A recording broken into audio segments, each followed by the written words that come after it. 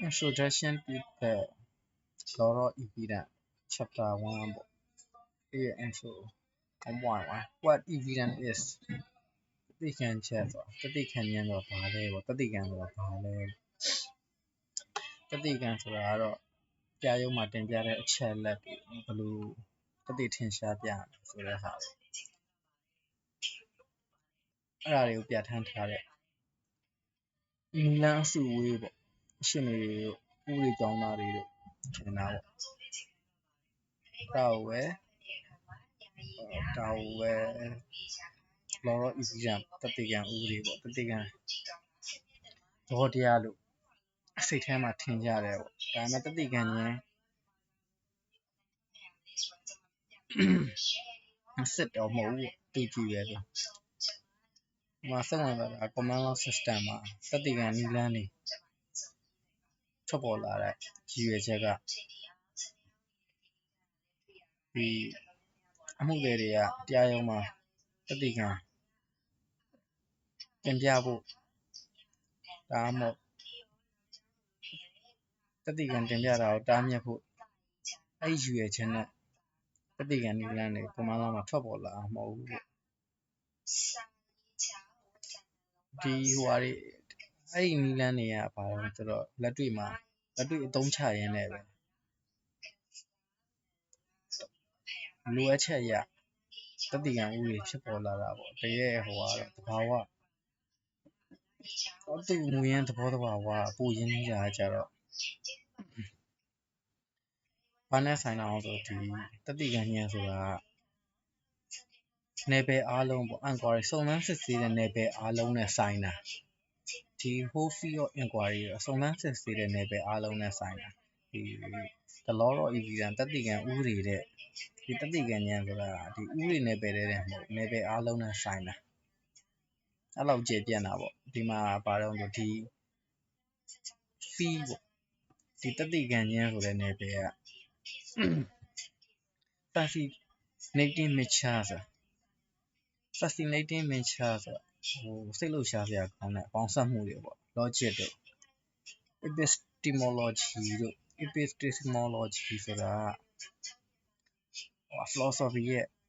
အစိတ်ပိုင်းတစ်ခုပေါ့လေ philosophy လို့ technique လို့ဟာမျိုး logic ကတော့ယုတ်တိပေးတာပေါ့သူကတက္ကဗေဒလို့ပြောမှာ epistemology sociology ပေါ့လူမှုဗေဒတွေမှာလည်းသုံးတာပဲဒီလူမှုဗေဒလည်းဒီ field of inquiry ထဲမှာပါတာပေါ့စုံစမ်းစစ်ဆေးရလူမှုဗေဒမှာလည်းလေ့လာအကဲဖြတ်တာရှိတယ်လေ့လာအကဲဖြတ်တဲ့ဟာမှန်သမျှဒီတတိကံဉာဏ်ဆိုတဲ့နယ်ပယ်တွေမှာပါ psychology psycho test တွေပါတယ်ဆိုလည်းဒါ inquiry လုပ်တာပဲလေလူတယောက်ရဲ့စိတ်အခြေအနေစုံစမ်းစစ်ဆေးတဲ့ဟာ forensic science အမှုခင်းစိတ်ပညာတွေလည်းပါတာပဲအမှုခင်းစိတ်ပညာလူတယောက်ဒီဆုံးချိန်အလောင်းတွေ့တယ်ဆိုဘယ်ချိန်ကလေးကတည်တာလဲဆိုတဲ့ဟာမျိုးစုံစမ်းစစ်ဆေးတာပေါ့လေကိုပူချိန်နဲ့တိုင်းတာပြီးတော့အဲ့ဒီကလည်း inquiry လုပ်တဲ့အဲ့ဒါတွေလည်းတတိကံနီလန်းနေပဲပေါ့ဒီတတိကံဉာဏ်ဆိုတဲ့နယ်ထဲမှာပါတယ်ဒါကြောင့်မို့ဒီတတိကံဉာဏ်ဆိုတဲ့နယ်ပယ်ဟိုက vast library ကြီးလို့အကောင်မှာလွှမ်းခြုံထားတာပေါ့ဒီအကုန်လုံးဒီဥပဒေတစ်ခုတည်းနဲ့မဟုတ်ဘဲနဲ့ logic တို့ epistemology တို့ sociology psychology philosophy forensic science ပေါ့ဒီကောင်တွေအကုန်ပါတယ်ဒီတတိကံချက်ပေါ့တတိကံဉာဏ်တတိကံကိုသုံးတဲ့ဟာဘာတွေနဲ့မှန်တယ်များဆက်တာတော့ဆိုရင်ဒီ past advance reconstruction ပေါ့အတိတ်ကဖြစ်ရတဲ့ပြန်ပြီးတော့တိဆောက်တယ်ဖြစ်ပြီးသားကိစ္စတွေကိုပြန်ပြီးတော့စုံစမ်းစစ်ဆေးခြင်းတဲ့ချိန်မှာဒီတွေ့ရမယ်တဲလွန်စာတွေနဲ့ပြန်ပြီးတော့ဒီ material ဆိုတာတော့ပစ္စည်းပေါ့ဒါပေမဲ့တဲလွန်စာတွေနဲ့ပြန်ပြီးတော့ဒီအတိတ်ကဘာတွေဖြစ်ခဲ့လဲ reconstruction ပြန်လုပ်တယ်အဲ့ဒီဟာတွေမှန်တယ်များ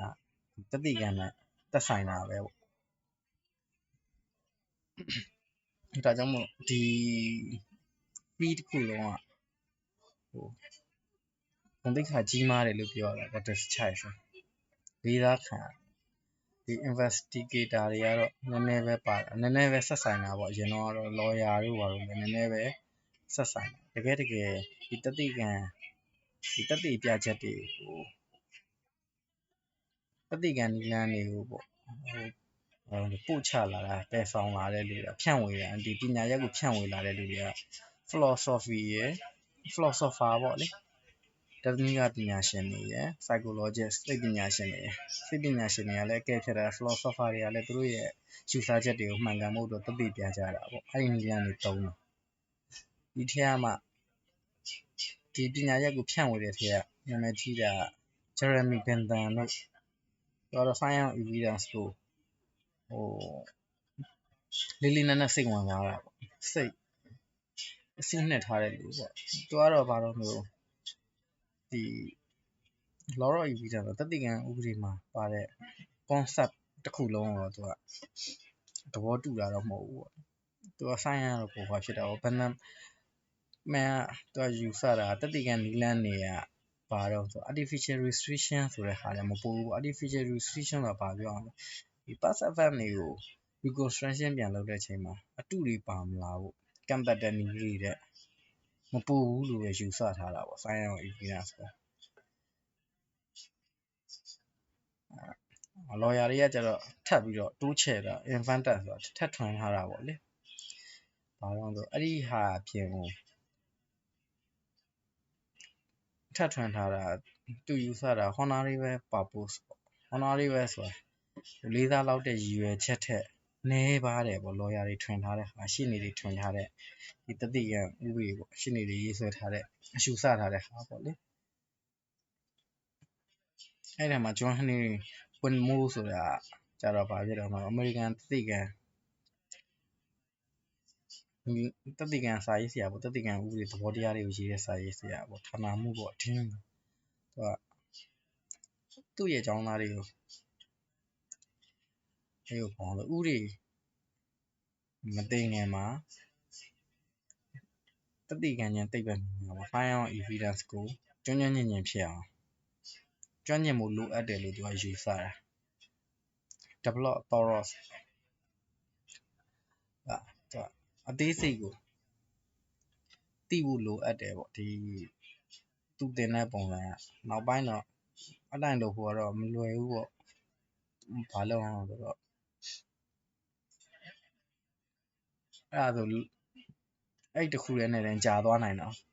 အဲ့ဒါကြောင့်နောက်ပိုင်းမှာတော့ဒီဟာကိုပိတ်လိုက်တာပေါ့လေသူက practical based syllabus နဲ့ examination စစ်ဆေးမေးမြန်းခြင်းတွေ